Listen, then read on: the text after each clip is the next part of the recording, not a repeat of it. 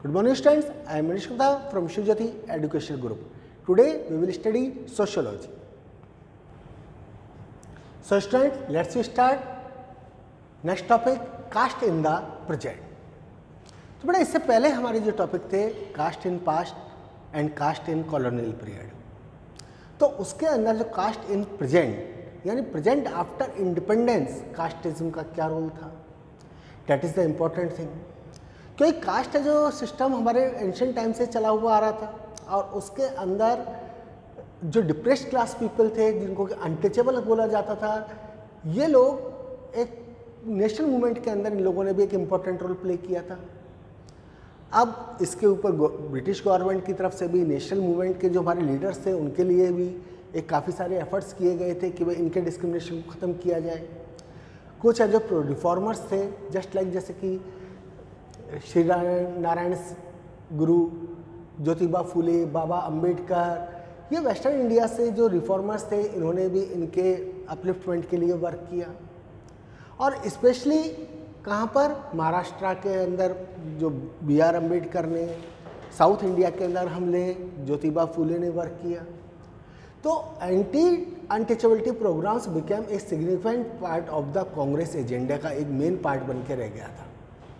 The dominant view in the nationalist movement was to treat caste as a social evil, as a colonial ploy to divide Indians.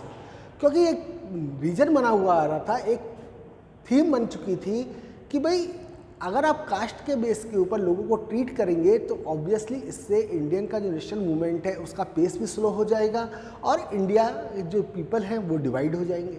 तो इस चीज़ को रोकना था, क्योंकि because cast एक क्या थी, एक सोशल एविल के रूप में सामने आ गई थी। But the nationalist leaders above all Mahatma Gandhi were able to simultaneously work for the upliftment of the lower caste, advocate the abolition of untouchability and other caste restrictions, and at the same time reassure the land-owning upper caste that their interest too would be looked after.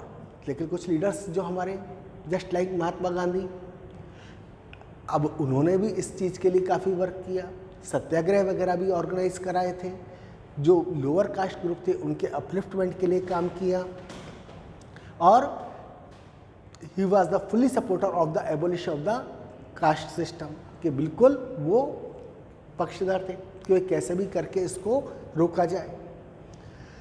तो इन लोगों ने अपने अपने तरीके से इसको आगे बढ़ाना शुरू किया। साथ में महात्मा गांधी ने इस चीज़ के ऊपर भी फेवर किया कि जो लैंड ओइंग क्लास है उनके भी इंटरेस्ट को प्रोटेक्ट किया जाएगा।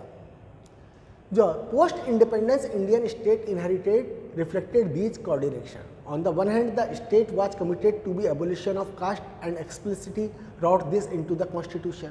हमारे कॉन्स्टिट्यूशन के अकॉर्डिंग जो अनटचेबिलिटी को एक सिन माना गया, पाप माना गया कि भाई इस चीज़ को बिल्कुल हटाना है, जबकि दूसरी तरफ the state was both unable and unwilling to push through radical reforms which would have undermined the economic basis for caste inequality.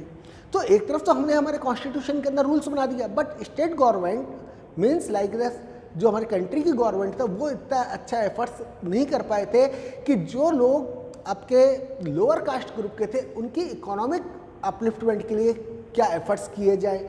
जो उन्होंने रिफॉर्म्स किए थे वो एक तरह से इनएडिक्वेट थे, यानी उस बेसिस के ऊपर वो रिफॉर्म्स पूरे खड़े नहीं उतर रहे थे। तो eight yet another level the state assumed that if it operated in a caste blind manner this would automatically lead to the undermining caste based privileges and eventual abolition of the institution. तो अगर उनका मानना था कि अगर इसको regular basis के ऊपर यूज में लिया जाएगा तो ऑटोमेटिकली ये जो कास्ट के बेस के ऊपर डिस्क्रिमिनेशन है वो सब खत्म हो जाएंगे। अब इसके अंदर गवर्नमेंट की तरफ से also took some kinds of efforts to remove the caste inequalities in our country. Government provides the reservation for the scheduled caste and scheduled tribes people. अब इसके अंदर रिजर्वेशन के अंदर क्या माना गया कि जो लोग लिटरेट हैं, अपर कास्ट के हैं, और दूसरी तरफ वो लोग जो लोअर कास्ट के हैं और लोग इलिटरेट हैं, दोनों को इक्वलिटी के बेस के ऊपर ट्रीट किया गया। एजुकेशन इंस्टीट्यूशंस और गवर्नमेंट जॉब्स के अंदर उनको रिजर्वेशन प्रोवाइड कराए गए। The development activity of the state and the growth of private industry also affected caste indirectly through the speeding up and intensification of economic change. अब जो industrialisation हमारे India के अंदर शुरू हुआ था उसके बेस के ऊपर जो प्राइवेट इंडस्ट्री थी उसके अंदर भी कास्ट को इनडायरेक्टली इंटेंसिफाइड किया गया। अब ये कास्ट के बेस के ऊपर जो न्यू जॉब्स जो क्रिएट किए जा रहे थे वो न्यू जॉब्स किस बेसिस के ऊपर क्रिएट हो रहे थे कि जो जॉब्स है, जो वर्कआउट वो लोग कर रहे हैं उसके अंदर एक particular person who provide the employment to the people, वो पर्सन कास्ट के बेस के ऊपर एम्प्लॉयमेंट प्रोवाइड करता था। यानी जो those kinds of person who belongs to his और her caste they provide the employment, उसको करते थे, दूसरे अदर्स को वो बिल्कुल रिमूव कर देते थे, या उनके जो रीजन के लोग थे उनको वो उस बेसिस के ऊपर प्रोवाइड कराया करते थे। अब जो मिडिल यानी एक तरह से वो क्या था, पर्सन मिडिल मैन था। तो middle man who recruit labour for factories tended to be recruit them from their own caste, यानी जो अपने कास्ट ग्रुप का मेंबर था उसको तो वो एम्प्लॉयमेंट अपॉर्चुनिटीज़ प्रोवाइड कराते थे, या उसके जो रीजन के थे उनको तो प्रोवाइड कराते थे, या जो उसके गांव से आए हुए हों, विलेजेस के लोग हों उनको प्रोवाइड कराते थे, अदर्स को बिल्कुल रिफ्यूज़ कर देते थे। तो it was the cultural and domestic sphere that caste has proved strongest, यानी इस बेसिस के ऊपर कास्ट है जो एक कल्चर और डोमिनेंट स्फीयर के ऊपर भी सामने आ गई थी, और उसके अंदर माना गया कि भाई मॉडर्नाइजेशन के बेस के ऊपर कुछ चेंजेस की ज़रूरत है। अब जो सोशियो इकोनॉमिक स्टेटस वो भी एक तरह से काफ़ी इम्पोर्टेंट बन के रह गया था। यानी जो कास्ट सिस्टम है उसके अंदर अपर कास्ट के लोग का डोमिनेंस बना हुआ था, उनके जो ब्राह्मण हैं, बनिया हैं, राजपूत हैं, इसके अंदर भी उनका डोमिनेंस इतना ज़्यादा था कि वो इंटर कास्ट मैरिज को अलाउ उस समय भी नहीं करते थे। लेकिन उसके बाद में जो चेंजेस आते गए उस चेंजेस के अकॉर्डिंग क्या हुआ कि ये अब क्लास के बेस के ऊपर एडजस्टमेंट होने लगा। यानी इट मीन्स जो ब्राह्मण, बनिया, राजपूत के अंदर क्लास के बेस के ऊपर इंटर कास्ट मैरिज को हेल्ड करवाए जाने लगा, लेकिन लोअर कास्ट के अंदर अभी भी उस चीज़ को एक्सेप्ट नहीं किया गया।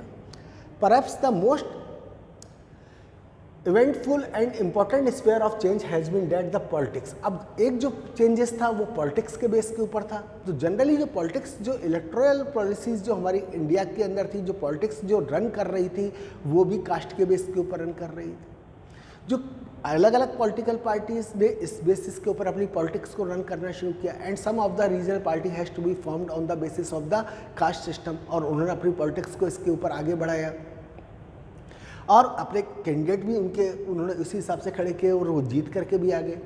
अदर्स पार्टी ने भी वैसा ही करना शुरू किया, लेकिन सक्सेस केवल कुछ ही पार्टीज को मिली थी।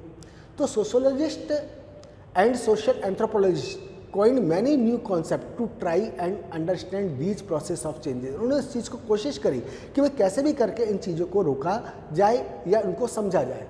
अब संस्कृताइजेशन यानी हमारे कल्चर के बेस के ऊपर जो मेंबर्स है, यूजुअली वो मिडिल और लोअर कास्ट के, attempt to raise their own social status by adopting the ritual, domestic and social practices of caste. यानी हमारे कास्ट के अंदर सोशल प्रैक्टिसेस वगैरह जो आगे बढ़ रही थी उनको किस तरह से कंट्रोल किया जाए, जो सोशल एविल बन के आ रही थी उनको कैसे रोका जाए। तो although the phenomena is an old one and predates independence and perhaps even the colonial period. तो ये जो फिनोमिना था ये कॉलोनियल पीरियड से और उससे पहले से चला हुआ आ रहा था। It has intensified in recent time.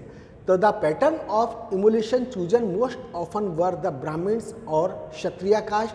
Practice included adopting vegetarian, bearing और sacred thread performance, specific prayer, religious ceremonies. यानी ये सारी चीज़ें हमारी संस्कृताइजेशन का एक हिस्सा बन चुकी थी। आप किसके साथ में फूड को शेयर कर रहे हैं, कैसे आप कपड़े पहन रहे हैं, आप क्या नॉन वेजिटेरियन ले रहे हैं या वेजिटेरियन ले रहे हैं, ये भी एक हमारे कल्चर का हिस्सा बन चुका था। और ये सारी चीज़ें डिपेंड किसके ऊपर करती थी, उनके कास्ट सिस्टम के ऊपर डिपेंड करती थी। यानी जिस कास्ट को वो बिलोंग करते थे उसी कास्ट के बेसिस के ऊपर उनकी संस्कृति और कल्चर, जिसको बोल सकते हैं अपन, वो डेवलप हुआ था। तो Sanskritisation usually accompanies or follows a rise in economic status of the caste attempting it, though it may be also occur independently. Subsequent research has led many modification and revisions with suggested for his concept। तो यानी उस basis के ऊपर जो अलग अलग तरह की चीज़ें डेवलप हुई थी उसके ऊपर अलग अलग तरह जो लोग थे उन्होंने रिसर्च किया, और जो प्रिविलेजेस जो बर्थ के बेस के ऊपर मिले हुए थे, उनको कास्ट के बेस के ऊपर मिले हुए थे, उनको उन्होंने ख़त्म किया। तो dominant caste is a term used to refer to those caste which had a large population and were granted land rights by the partial land reforms effected after independence. अब इसके अंदर जो डोमिनेंट कास्ट थी वो generally है जो upper caste को belong करती थी। कौन से लोग थे ये? जिनके पास में है जो खुद की लैंड ओइंग राइट्स थे, जिनके पास खुद के राइट्स थे, जिनके पास खुद की लैंड थी, और एक बहुत बड़ी पॉपुलेशन थी जो कि थोड़ा बहुत लैंड रिफॉर्म्स से लागू हुए थे, इंडिपेंडेंस के बाद में अफेक्टेड हुई थी। The land reforms took away rights from the rest while claimants the upper caste who were absentee landlord in the sense that they played a no part in the agriculture economy other than claiming their right. अब ये जो dominant caste थी ये खुद जा करके तो गाँवों की खेती करते नहीं थे, ऑब्वियसली टेनेंट्स वगैरह को ये अपनी लैंड्स वगैरह प्रोवाइड कराते थे। तो ये जो इंटरेस्टेड थे, क्लेमिंग जो कर रहे थे, केवल रेंट के लिए क्लेम कर रहे थे, उस इकोनॉमी के अंदर इनका कोई रोल ज़्यादा नहीं था। Their frequently did not live in the village either but were based in towns and cities, यानी कि गाँवों के अंदर भी नहीं रहते थे। जो इनके जो हाउसेज वगैरह थे, होम्स थे, वो सब कहाँ पर टाउन्स और सिटीज़ के अंदर सेटल्ड थे। तो आगे जो लैंड राइट्स थे वो एक के बाद एक जनरेशन के अंदर आगे बढ़ते जा रहे थे, उनके पास आ रहे थे। तो these intermediate caste in term depends on the labour of the lower caste including specially the untouchable caste for tilling land and tending the land. अब ये जो ग्रुप के लोग थे ये अपने यहाँ पर अनटचेबल्स जो कास्ट ग्रुप के लोग थे उनको एज ए लेबर के रूप में हायर करते थे, जो कि उनके खेतों के अंदर काम करते थे, जाकर के उनकी लैंड को प्लफिंग करना है, टिल्ट करना है, उसके अंदर उनको वेरियस काइंड्स ऑफ पर्पज के अंदर यूज में लिया जाता था। तो however once they got land right they acquired considerable economic power. तो एक बार उनके पास में लैंड राइट आ गए तो उनके इकोनॉमिक पावर भी उनके पास में आ गए। तो their large number also gave them political power in era of the electoral democracy based on universal adult franchise. तो उस बेसिस के ऊपर one person one vote one value जो यूनिवर्सल एडल्ट फ्रेंचाइज के बेस के ऊपर जो राइट मिले हुए थे उस बेस के ऊपर मेन चीज़ सामने आई थी, उनकी पॉलिटिकल पावर के रूप में भी ये लोग सामने आ गए थे। तो जो इंटरमीडिएट या कह सकते हैं अपन कि जो बीच के जो लोग थे उनका एक इम्पॉर्टेंट रोल था। तो these intermediate caste became the dominant caste in the countryside and played a decisive role in regional politics and the agrarian economy. अब ये लोग है जो एग्रीकल्चर इकोनॉमी के अंदर डोमिनेंट कास्ट ग्रुप के अंदर एक अपना इम्पॉर्टेंट रोल प्ले कर रहे थे।